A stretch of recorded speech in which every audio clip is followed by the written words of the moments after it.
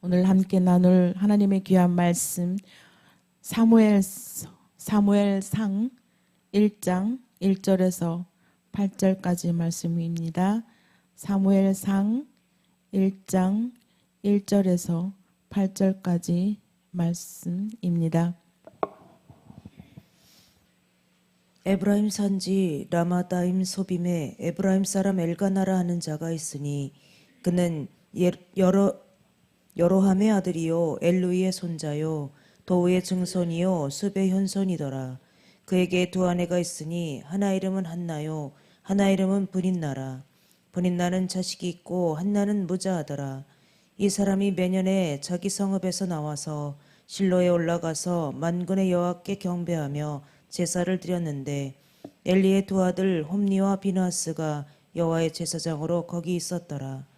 엘가나가 제사를 드리는 날에는 제물의 분깃을 그 안에 브닌나와 그 모든 자녀에게 주고 한나에게는 갑절을 주니 이는 그를 사랑함이라.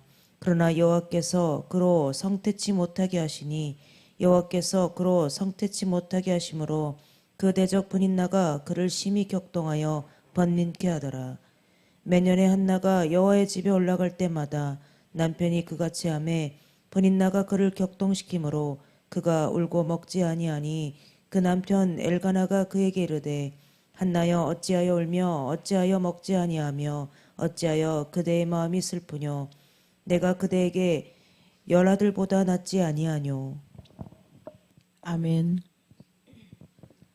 네, 그동안 긴 시간 동안 시편을 함께 나눠봤습니다. 이제 오늘부터 사무엘을 한번 묵상해 보기로 하겠습니다. 예, 사무엘서는요, 여러분 잘 아시죠? 오늘 1장에 나오는 말씀 굉장히 많이 익숙하게 우리가 보고 듣고 한 말씀입니다. 사무엘서 이 배경은 사사시대에서 왕정시대로 넘어가는 그런 전환기 시대입니다. 그 왕정시대 초창기의 역사를 기록하고 있지요. 그리고 BC 12세기 말부터 약 150년간의 이스라엘의 역사의 기록을 학자들은 추정하고 있습니다. 다윗 이전에는요, 이 이스라엘이 국제적 변두리 국가일 뿐이었는데요. 다윗을 통해서 하나님께서 그 근동 아시아 최강국으로 전환하게 됩니다. 사무엘서는 그 과정을 하나님 중심적인 세계관으로 기록하고 있습니다. 따라서 사무엘서는 그 주인공이 바로 하나님이시고 하나님의 언약인 것입니다. 지금 이 시대 사사기 말기 시대이죠. 이스라엘은 사사시대 때 그 왕이 없었잖아요. 그래 각 사람이 자기 소견에 옳은 대로 행하던 그 시대였죠. 그리고 정치적으로 사회적으로 굉장히 혼란한 시대였습니다.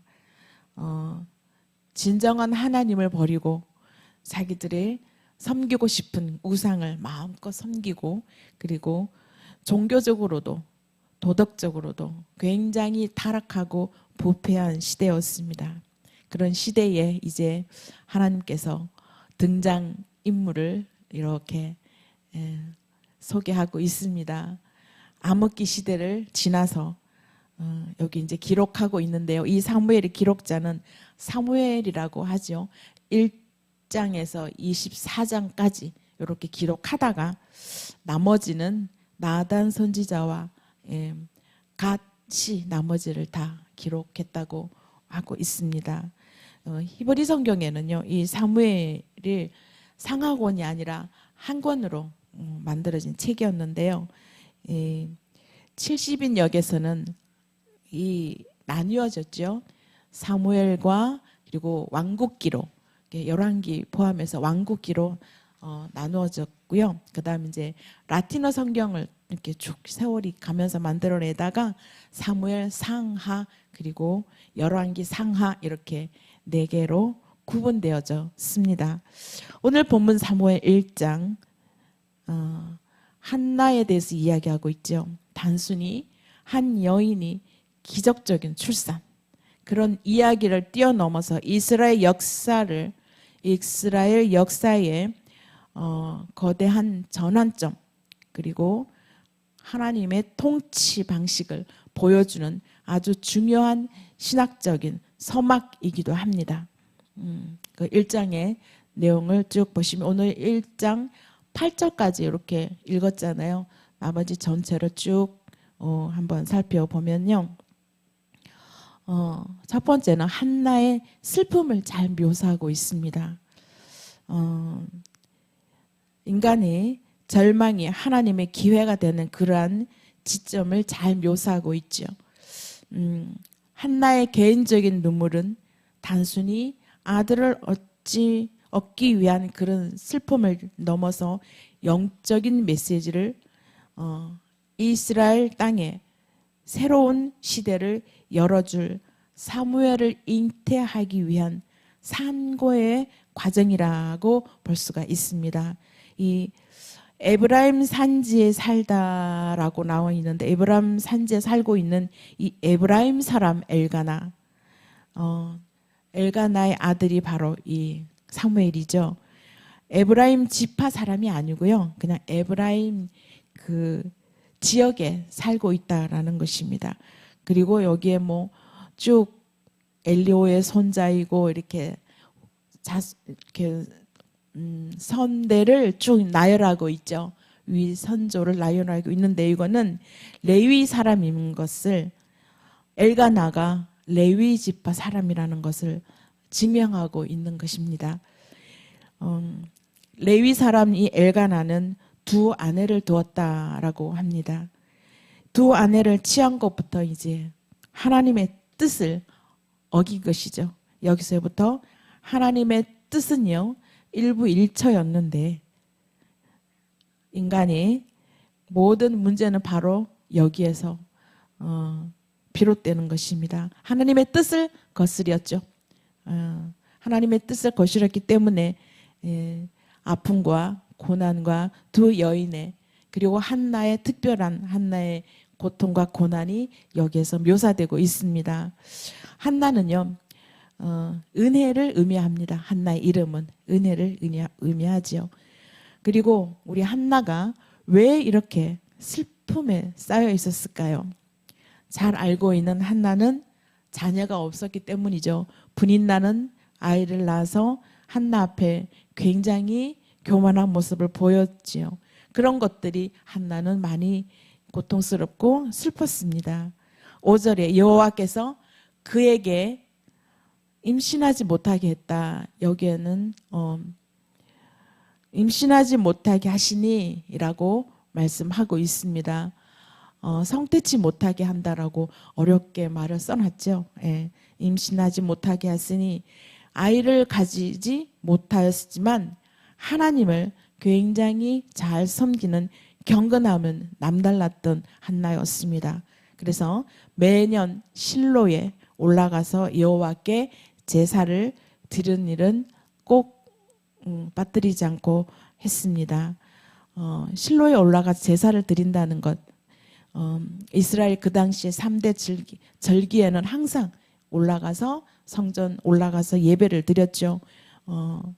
3대 절기 77절, 유월절 77절, 초막절, 이 3대 절기에는 꼭 실로에 올라가서 제사를 드렸습니다. 이 엘가나가 제사를 드리고 그 분깃을 한나에게 많은 자녀와 또 분깃을 나누어 줬는데 한나에게는 갑절이나 더해 주었다라고 했습니다. 그것은 한나를 많이 사랑했다라고 표현하고 있죠.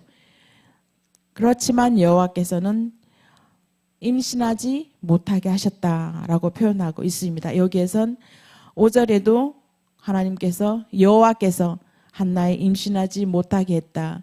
그리고 또 6절에도 또 여호와께서 임신하지 못하게 하였다라고 두 번을 기록하고 있습니다. 이거는 두 번을 기록한 것은 강조하고 있다는 것을 의미합니다. 하나님께서 아이를 가지지 못하게 하셨다라는 것입니다. 이 하나님의 거룩한 계획이 있음을 여기에 시사하고 있습니다. 두 번을 강조해서 표현했습니다. 그러나 그 안에 숨은 뜻이 숨은 하나님의 계획이 있다라는 것을 여기에 시사하고 있습니다. 또한 한나가 또한 슬픔이 있었죠. 그녀는 많은 조롱을 당했습니다. 옛날에는 아이를 못 낳으면 굉장히 조롱을 많이 당했지요. 이스라엘에도 그랬었나 봐요. 우리나라도 그렇잖아요. 아이를 못 낳으면 칠거지약이라고 해서 대접을 받지 못하고 쫓겨나기도 하고 그랬잖아요. 그녀의 적수인 분인나가 격분하게 했다라고 말씀에도 기록하고 있죠.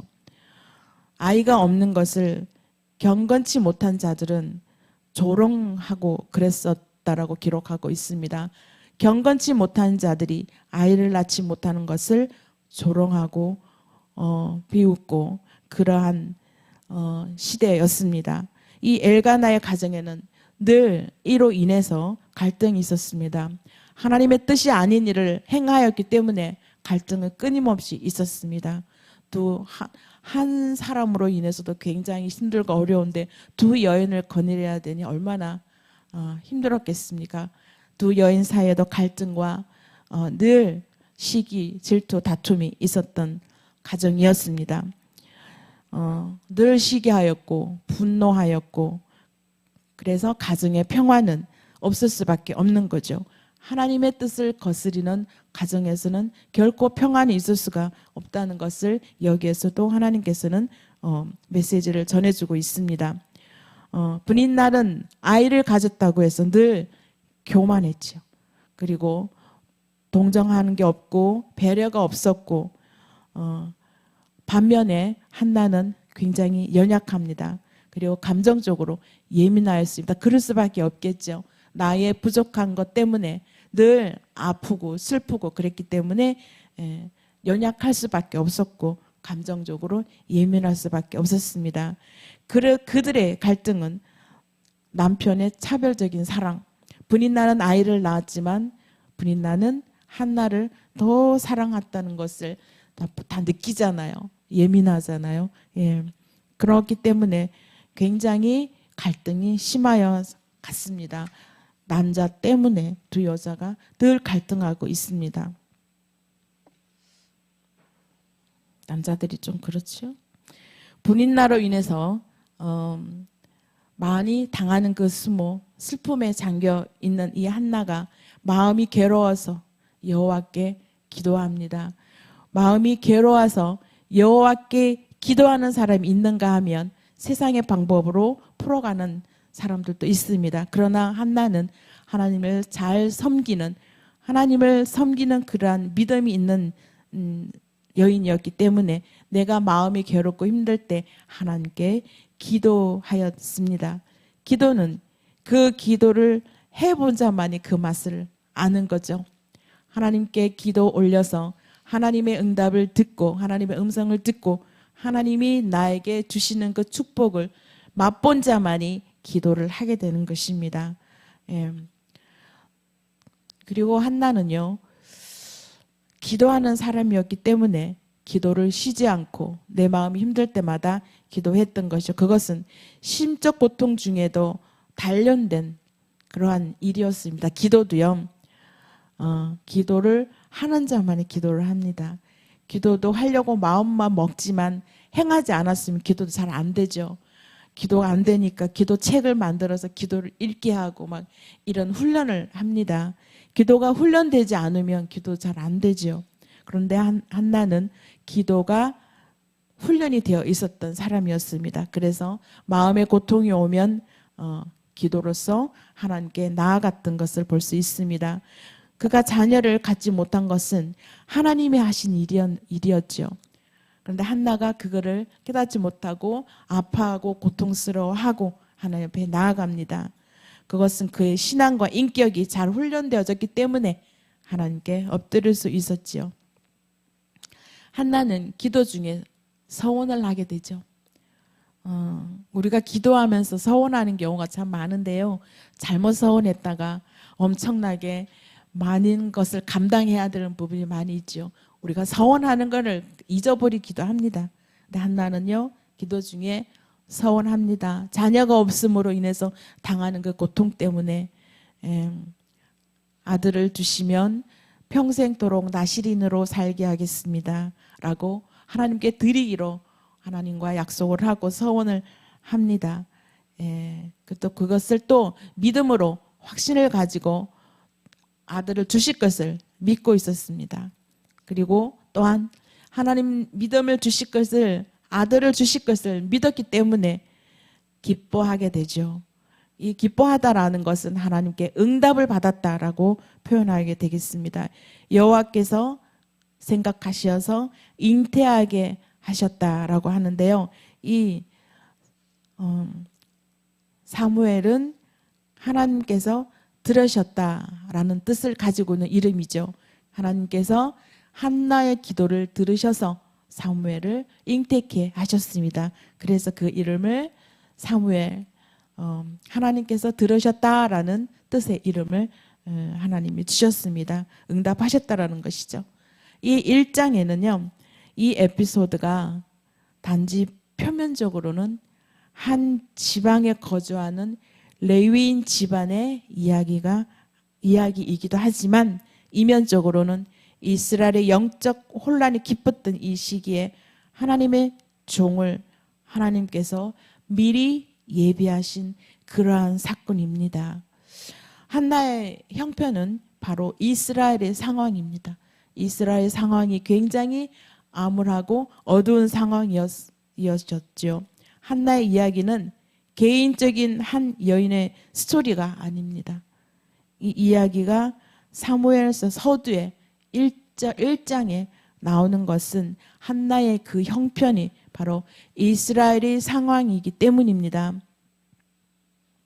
이스라엘도 미래를 예측하지 못하는 그러한 이스라엘, 그리고 여호와의 구원을 기다리고 있었다는 것은 예배를 드리고 실로에 가서 예배를 드리고 있었다는 것입니다. 한나가 기도하고 그리고 기도로 사무엘을 낳고 그 이후의 삶이 완전히 바뀐 것처럼 이스라엘은 여호와께 간구하고 그래서 하나님께서는 이스라엘의 역사를 회복시켜 주시는 것임을 여기에서 암시하고 있습니다. 누구를 통해서? 다윗을 통해서 회복시켜 주실 것을 여기에서 암시하고 있습니다. 한나의 태가 열렸죠. 한나의 태가 열려서 이 이스라엘의 생명과 미래가 열림을 의미하고 있습니다. 굉장히 하나님께서는 큰 의미를 이곳에 1장 첫 부분에 두고 있습니다. 그 당시 이스라엘의 이 타락한 영성들을 상징하는 것은 바로 엘리 제사장을 보면 알 수가 있습니다. 행동이 묘사되고 있는 이 엘리 제사장의 행동이 여기에서 말씀에 나와 있듯이 9절에 보면은 엘리 제사장이 의자에 앉아 있다라는 표현이 있습니다. 문설주 곁 의자에 앉았더라라고 표현하고 있지요. 이것은 바로 눈이 어두워서 보이지 않는다라는 표현도 또 있습니다. 3장에 가면은. 그리고 4장에는 자기 의자에 넘어졌습니다. 의자에 넘어져서 목이 부러져서 죽었다라고 표현하고 있는데 이것은 엘리 제사장의 영적 죽음을 이야기하고 있습니다. 한나가 기도할 때, 한나가 울면서 기도할 때 술 취해서 중얼거린다라는 것으로 여길 만큼 분별력이 없었던 엘리 제사장입니다. 이 의자라는 건 이게 캐세라고 표현을 하는데요. 권력을 상징합니다. 지도자가 영적인 무능함과 비참한 죽음을 이 캐스를 통해서 지금 보여주고 있습니다. 우리가 영적 지도자의 그 하나님께서 세워주신 그 영적 지도자의 역할이 얼마나 중요한 것인지 이 사사시대의 마지막 제사장으로서 이 엘리 제사장이 얼마나 타락하고 그 자녀들이 얼마나 타락했는지 여기서 보여주고 있습니다. 보면 신학적인 메시지를 한번 살펴보겠습니다. 첫 번째는 하나님의 섭리, 한나의 불임과 개인적인 슬픔을 넘어서 당시 영적으로 메말랐던 그러한 이스라엘의 상태를 지금 여기서 상징하고 있지요.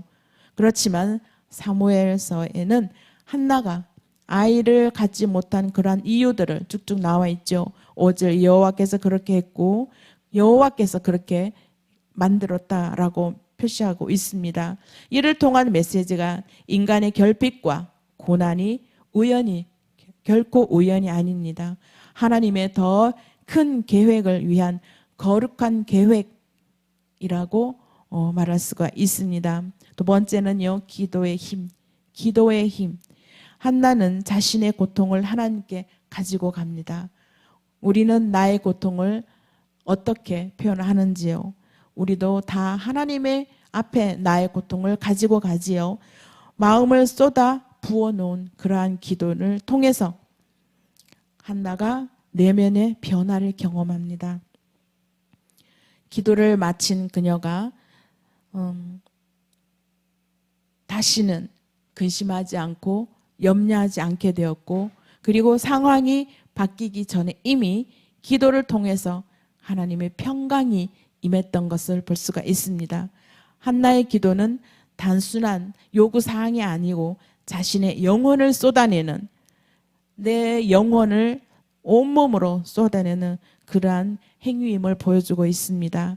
그랬을 때 하나님의 인격적인 소통이 그녀의 신앙 생활로 보여지고 나타나고 있습니다. 그것이 바로 핵심입니다. 한나가 온몸으로 하나님과 인격적인 소통을 했다는 것을 강조하고 있는 것이 바로 여기 한나의 자신의 신앙의 핵심이기도 합니다. 그리고 나실인으로 서원을 하게 되는 거죠. 서원은 바로 전적으로 하나님께 헌신적인 것이 바로 서원입니다. 가장 간절히 원했던 것을 얻었을 때 그것은 다시 하나님께 도로 돌려드릴 수 있는 청지기적 신앙을 가지고 있었다라는 것입니다. 그래서 신학적으로 굉장히 큰 메시지를 전달하고 있습니다. 하나님 앞에서 기도는요, 역사를 변화시켜주고 있습니다. 나 자신을 변화시키는 것처럼 역사를 변화시키는 엄청난 힘을 가지고 있는 것이 바로 기도입니다. 여러분도 기도의 힘을 모두 다 경험하신 분이라고 저는 믿습니다. 저 역시도 기도하면서 한나가 사무엘을 하나님께서 기도해서 얻었듯이 저도 제 아들이 있습니다. 기도해서 하나님께서 주신 제 아들. 그렇지만 하나님께서는 우상이 될까봐 멀리 떨어뜨려 놓고 이렇게 기도하게 하시는 하나님의 그 크신 계획을 저는 깨닫습니다. 그래서 감사함으로 늘 하나님께 기도 올려드립니다. 하나님 앞에서 이 기도는 역사를 바꾸기도 하고 내 자신의 삶을 바꾸기도 하고 내 자녀의 삶을 바꾸기도 하는 그러한 기도의 힘입니다. 하나님께 기도를 드려서 우리 모두 기도를 드리는 상황이 있지만 그래도 더 온몸으로 내 온몸으로 전력을 다해서 하나님께 기도를 드려 하나님 뜻에 합당한 그러한 저와 여러분이 되기를 소망합니다. 기도드리겠습니다. 하나님 감사드립니다. 한나가 주님께 간절하게 온몸으로 기도드렸을 때 그가 원했던 것을 얻었습니다. 또한 그 얻었던 그 소중한 것을 다시 하나님께 돌려드릴 수 있는 그러한 믿음을 가진 한나를 우리는 하나님 오늘 묵상했습니다. 하나님, 저희들에게도 하나님께 간절함으로 기도 올려드려서 하나님이 원하시는 그 뜻을 이루어드리는 저희들 되게 인도하여 주시옵소서. 간절하고 원하는 것을 얻었을 때 하나님께 돌려드릴 수 있는 그러한 믿음, 그러한 자가 다 될 수 있도록 하나님 축복하여 주시옵소서. 오늘도 세상에 나아가서 하나님 또한 세상과 싸워 이길 수 있는 힘을 저희들에게 허락하여 주시옵소서. 기도로서 그 힘을 얻을 수 있도록 인도하여 주시옵기를 원합니다. 예수님 이름으로 기도드리옵나이다. 아멘.